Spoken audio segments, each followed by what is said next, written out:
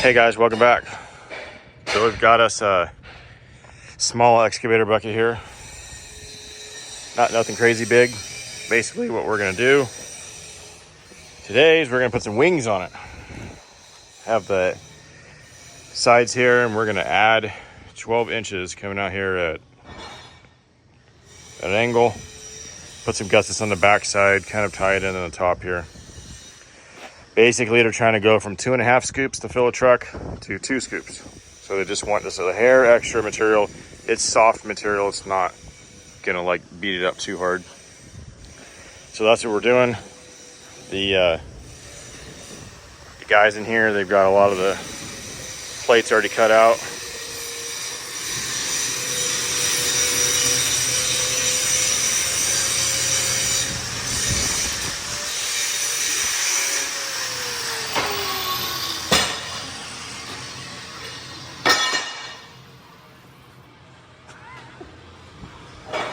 We got all those cut out.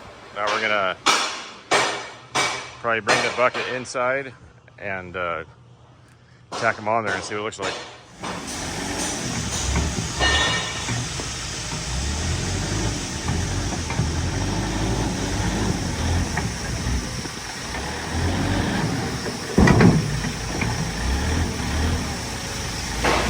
Got no steering.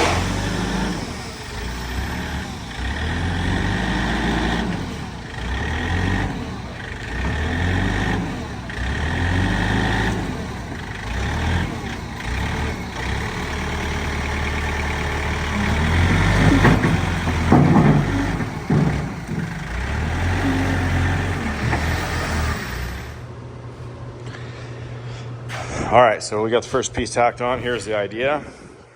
Kind of see the, gives you a little extra width. Got some gussets on the backside to hold it in there. Got plenty of room. You could still change this out, not be in the way of anything. I'm gonna do 3 gussets right here. And we'll probably do 2 gussets up here. There's a lot less, should be a lot less stress and force up here. All right, now we're gonna work on getting this other piece fitted. But the idea with how this is gonna work, I'm trying to do this with one hand, is we have a piece of 3/4 inch here. I'll be able to get a nice weld right here in that crack. We're gonna put another piece of 3/4 over the top of this so that it slides kind of past like that. And then I'll be able to get another weld in there, and then that will also protect this edge of this bucket because it'll just be nice and smooth transition right there. And then we'll have a nice fillet weld on the end here. So that is the idea. So now we're gonna cut this other piece and get her on there.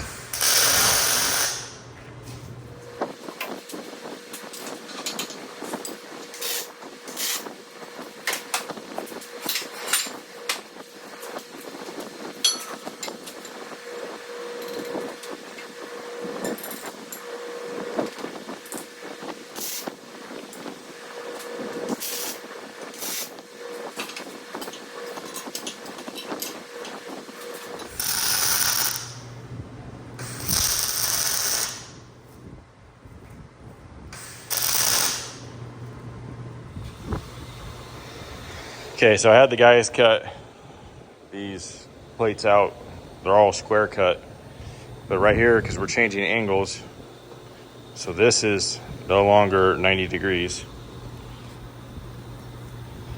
So I just use this to find my angle. Then I'm gonna transfer that. over here to get that angle. Cut that off, bevel that a little bit, and that'll be our piece fits in there.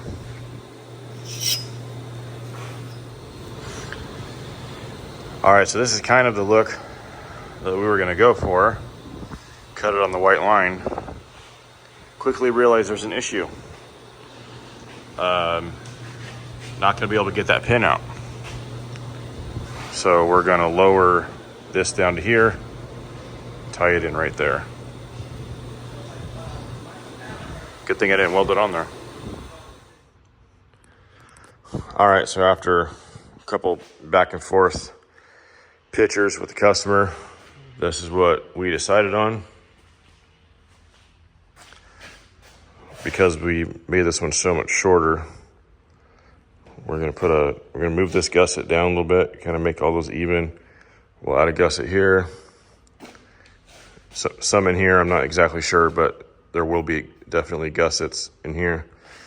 But now you can see you could definitely get that pin out without any obstructions.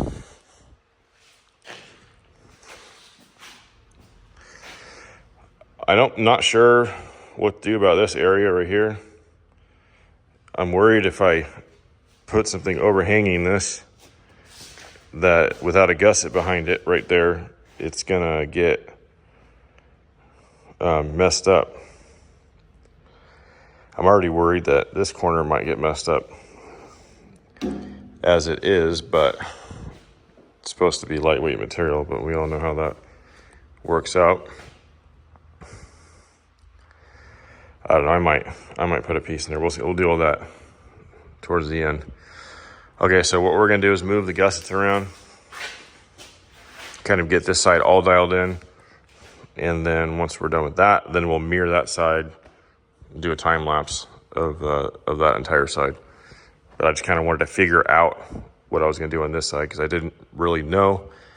Now that I know, knock the other side out pretty quick. All right, move the gusset down, added this gusset, and then we added these two gussets.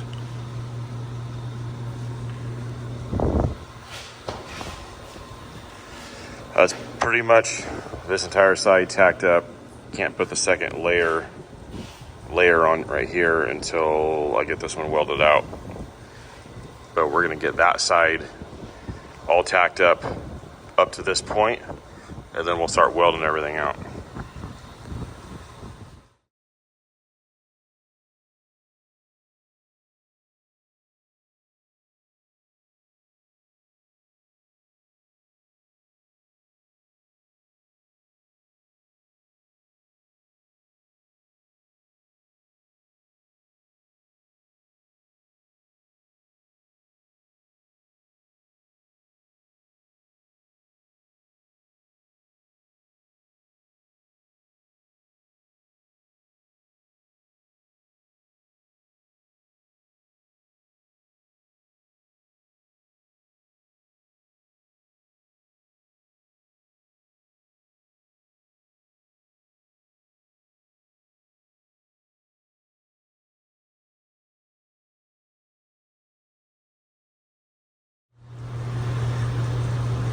All right, so here's a little CAD from the other side. We'll see if it fits on this side. Oh yeah, it's pretty close. Cool. Cardboard assisted design. Love it. So we can waste the cardboard instead of wasting a big old chunk of 3/4. All right, we're gonna get that sucker cut out now and get her tacked on.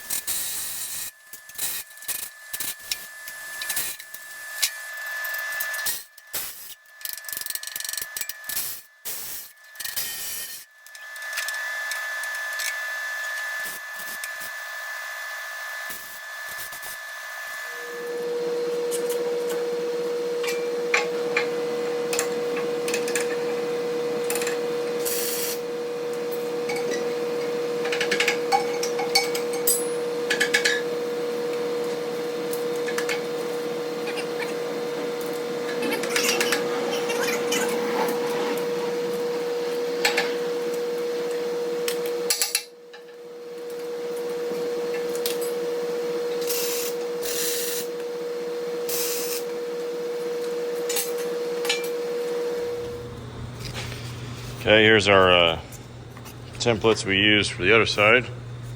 See if they fit this side. Perfect.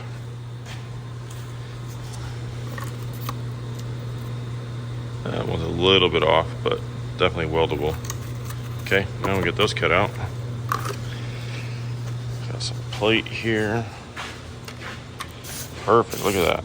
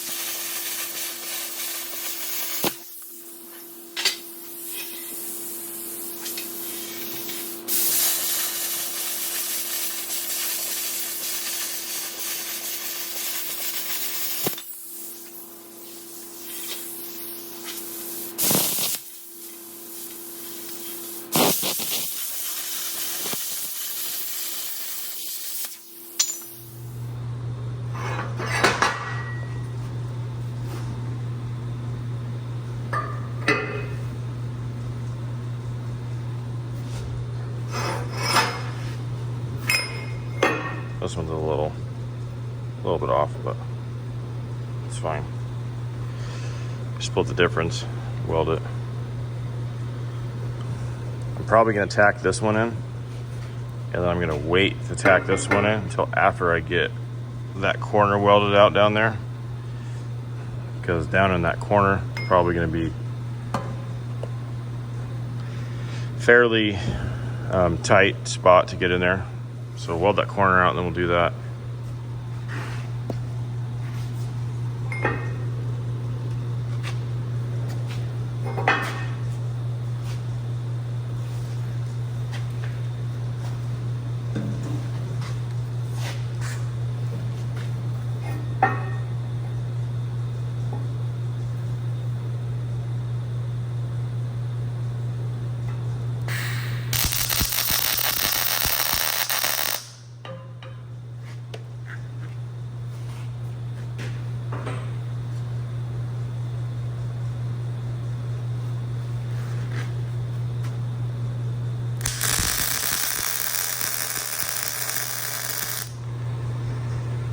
All right, well, that's everything tacked together.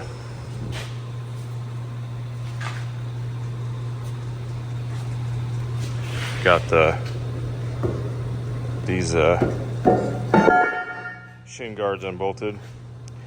That way I can get in there and get that little bit right there. Then in the corners, got a nice gap.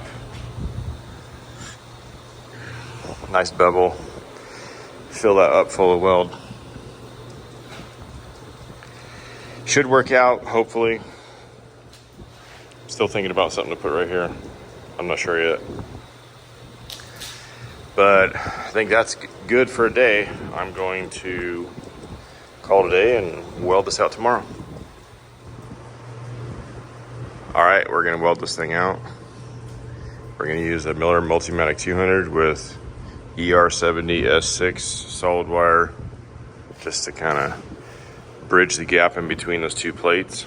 And then after that, we're gonna switch to a bigger machine, maybe probably the 251. We're gonna run dual shield. For the dual shield, I'm gonna run Lincoln 71A75 1/16 wire. And then for the gas on both processes, 25% carbon dioxide, 75% argon. And in here, with even with fan blowing, will run about 30. That one's closer to 40 right now. CFH, and shouldn't have any issues.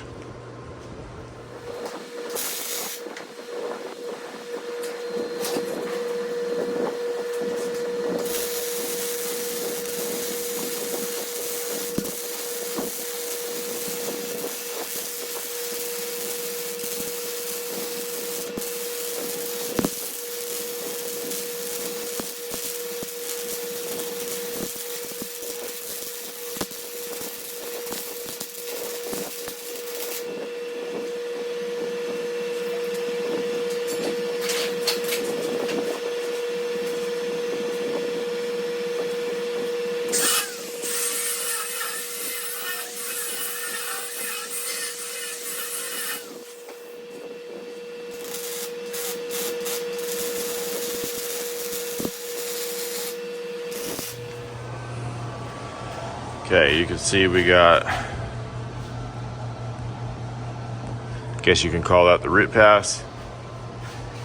Then on the back side, so imagine if this was, you weren't able to see this back side, or if this was, you know, boxed in. That's the back side of the weld, and that came out pretty good. Not right here where I had it tacked, but the rest of it came out pretty good. A lot of times I will, if I have a big gap on something, I will run hardwire to close that gap up, even if it's downhill. I mean, you can see the result on thick plate and even welding relatively cold. I'll weld that gap with hardwire, and then I'll follow up with dual shield, 7018, whatever the case may be. Okay, now we're gonna do the other side. Same exact way.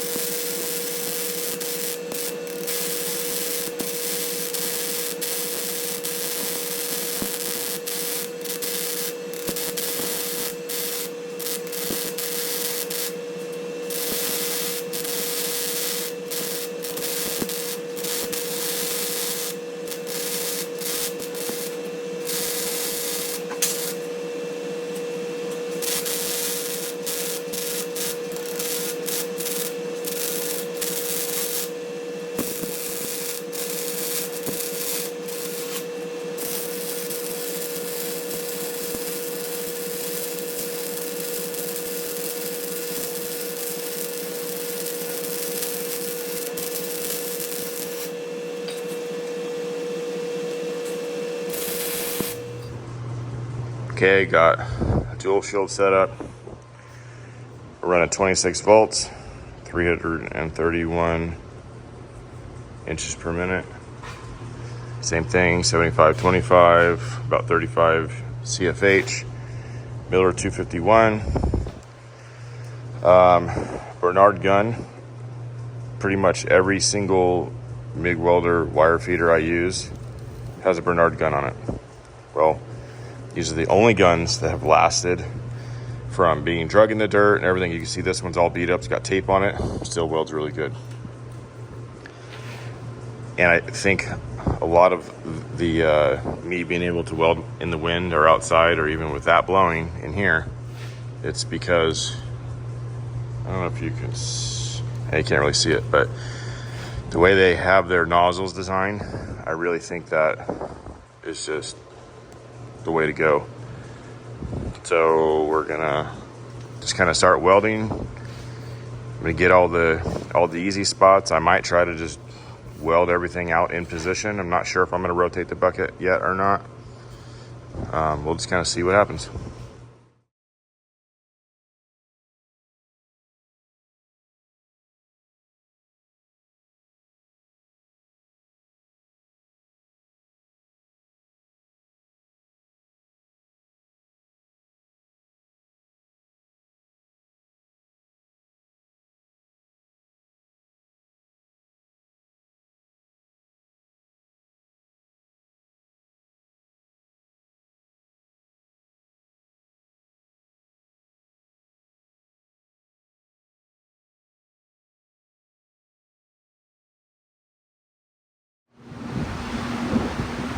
It's so hot. Welder's overheating. Usually doesn't do that. It only does it every now and then. It only does it in the summer when it's like over 100 degrees outside. I think it's like 105 today. Outside, I'm not sure. And then I'm inside this metal box, so it doesn't make it any better.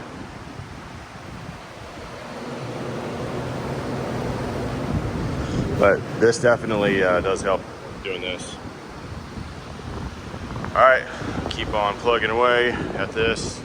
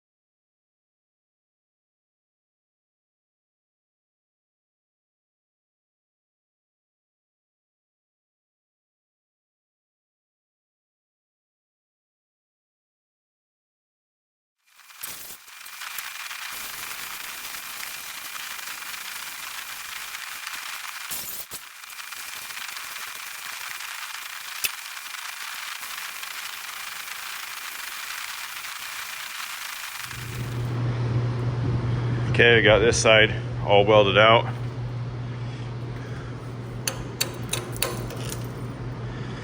Doesn't look too bad. It's good old dual shield welds. Now right here, it would have been nicer if this plate overhung this plate just a little bit.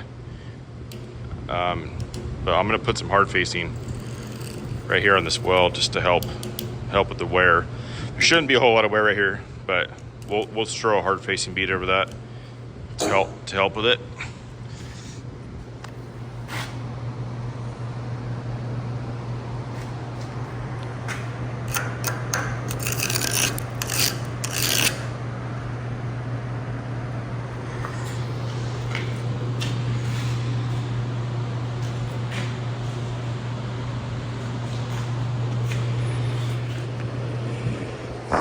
All right, now we'll get that area cleaned up, bolt that shin guard back on, and then off to that side.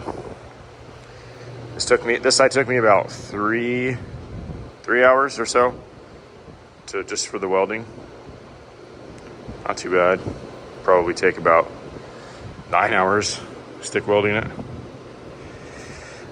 All right, let's finish this sucker.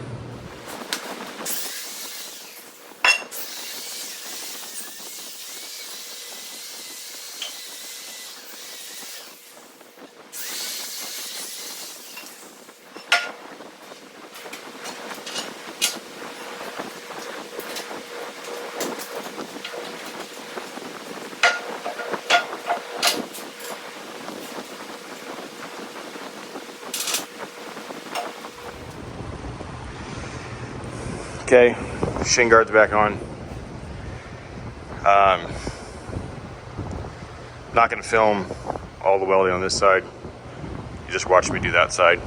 I'll weld all that and then show you what it looks like. All right, got them all welded out.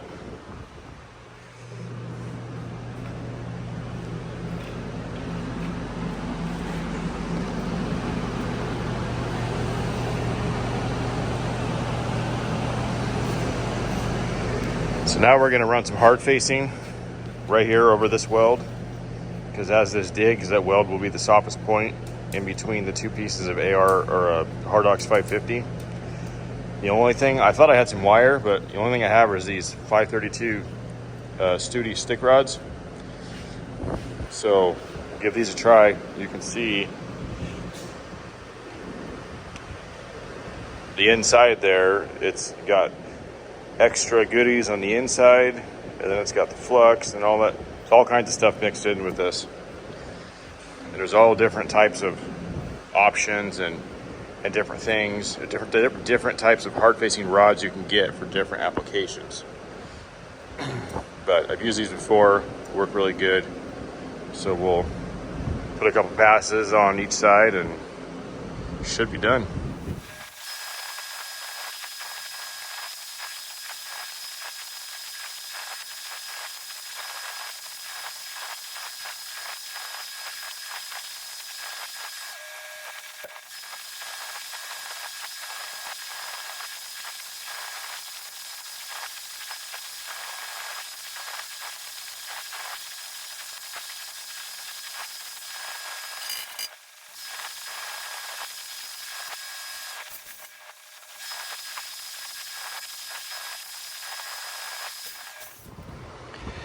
Okay, we've got the hard facing done.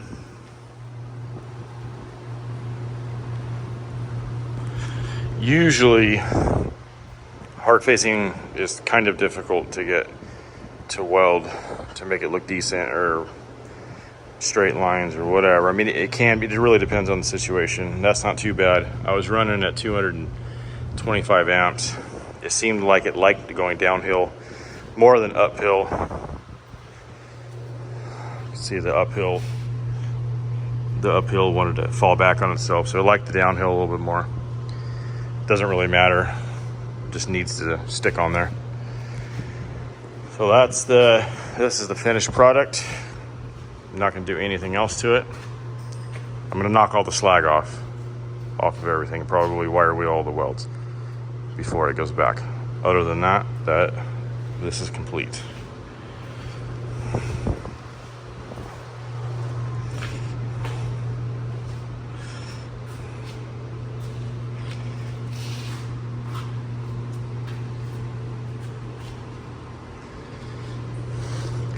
I'm very curious to see how this lasts, especially right in here. If they only use it for soft material like they said, shouldn't have any problems. If they start using it in rocks and stuff, those are probably not gonna last too long. All right, guys, well, let me know what you think of this project. This is a little different. I've never done anything quite like this, and to me, I think I would buy a bigger bucket, maybe. I don't know, or maybe make those bolt on instead of weld on, so you could just unbolt them with a bunch of 1-inch bolts. I don't know. I'm not sure how I feel about it. I like the way it came out, just not sure about the practicality of how they wanted it done. But it might work fine. I don't know. But let me know what you think, because I'm curious if anybody else has done this, or if anybody uses a bucket like this and how it works out, and does it really make that big of a difference? Because the whole goal here was to go from 2.5 loads to 2 loads when they're loading the trucks. So hopefully this will get them what they're looking for. All right, well, that's it. Thank you for watching. Stay tuned for the next one.